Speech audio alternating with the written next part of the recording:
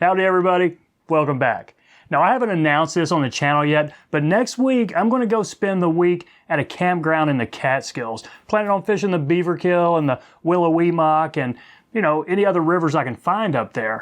But getting ready for this trip, I was looking through my fly boxes and my chironomid, zebra midge, and caddis pupa box was looking really thin, so I figured I needed to at least sit down and tie a couple of rows for that box. And to do that, I broke out David Klausmeyer's 101 favorite nymphs and wet flies, just flipping through it, looking for some inspiration, some patterns that I want to take up there.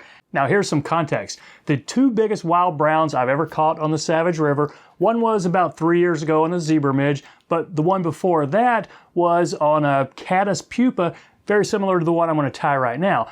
Now it wasn't this exact one, but it was really similar. It had a thread body and a light colored wire rib, and then a little bit of a fuzzy dubbing for the thorax. So when I saw this pattern in this book, I immediately remembered that, hey, I've done pretty well with this thing, so let me sit down and tie a few of them up. Now this is just another one of these flies that it's kind of called exactly what it is. Thread body caddis pupa or caddis larva. And no one can really say who came up with this pattern. It's probably been created hundreds of times over the years. But it's a really simple pattern, fun to tie, and as y'all know, sometimes these simplest flies out there can be the best fish catchers for us. So before we get into the tie, if any of y'all are familiar with the Catskills and know some of the rivers up there and have some ideas of which ones I should hit, let me know in the comments or send me an email. I'd love to hear from you. So that's it. Let's tie this simple little fish catcher. So there it is in the vise. Pretty simple, just a thread body caddis pupa in green. You could certainly make these in red if you want. Now the hook I'm using is a size 14, one extra heavy scud hook. And I'm doing it in green because, I have green and I rarely ever use these. And that's a black 2.4 millimeter tungsten bead. Now the body, it's a thread body, but I'm actually going to use this it's a floss. It'll make the tie a little bit quicker, but if you don't want to use floss, just use your green thread or whatever color body you want. But this will indeed make it a lot quicker. It might be a little lumpier, but I can live with that. So go ahead and catch that in about as long as you want the body, then take this back up and then catch in your silver wire. Now that is a little lumpier than I want, so let's try to let this lay flat and get these wraps a little closer together. And I'm going to use a silver wire. This is size small. You don't need to use silver, I would say, but I would use something that's brighter, something that's a lighter color than your body. So a silver or gold would probably work well.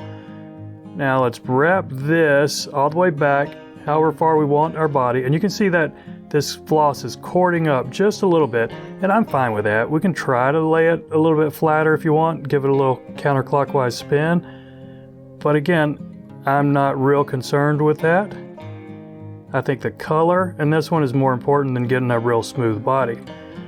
So go ahead and bring that back up right here, and I'm going to use this floss to catch off this rib when I wrap it. And I am purposely wrapping this the same way I wrapped this thread, so some of these will naturally go into these grooves. And on this size 14, probably about 4 or 5 wraps. Okay, I think that's fine right there. And I'm going to catch this off with just 2 wraps. This is pretty thick stuff. Okay, that is enough right there. Let's break this off. And I'm going to do a real quick whip finish up here at the head, just to get rid of this floss and then finish it with a regular thread. Okay, 3 turns right there. And see, that's adding a little bit of bulk, but don't worry about that because, we're going to have a little thorax up here too.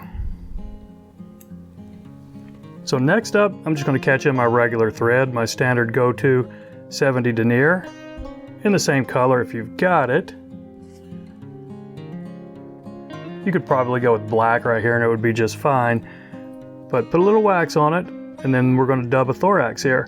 And I want to use a black ice dub. You could use a sow scud or anything that's kind of flashy like this, but I think something that's darker than the body is going to look good. And you can put it on here pretty thick if you want, so we can always pull it out. So I've got a noodle right there. It's maybe 1.5 inches long. And let's just wrap this up and get however big of a head you want on this thing. Now with our thread right behind the bead, let's go ahead and do about a 4-turn whip finish.